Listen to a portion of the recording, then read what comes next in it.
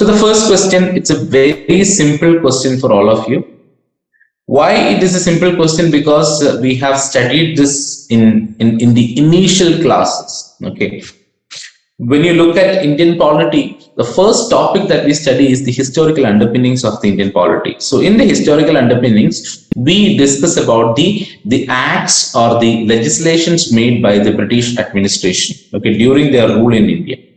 So here, if you look at all these acts, the Regulating Act, the Pitt's India Act, or any other acts, you can see that they all coming during the time of the British East India Company. British East India Company. There were two phases for the British time period. One is the rule under the East India Company. The other was actually under the British Crown. Okay, that is the British administration. That directly the British government is taking over the power in India. So what is the question? By which one of the following acts Governor General of Bengal designated as the Governor General of India? Okay, if you have listened carefully, you know, this Regulating Act was the first act, and in this Regulating Act, they have actually introduced this concept, that is the Governor General of Bengal.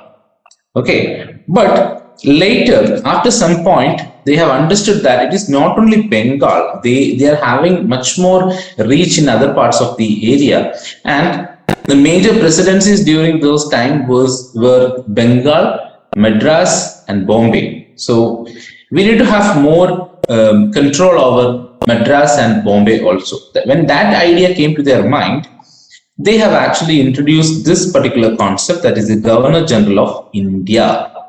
Okay, so but that was actually happening in the year 1833 with the Charter Act of 1833.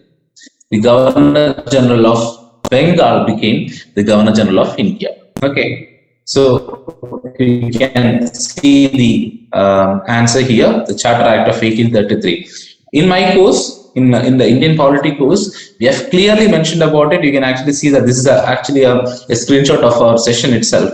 So the redesignated the Governor General of Bengal as the Governor General of India. It is a provision of the Charter Act of 1833. Okay, so very, very important to understand that. We have discussed this question in our classroom. So this is a simple question actually. When it comes to the civil service examination, it's a very simple question that everybody can actually answer.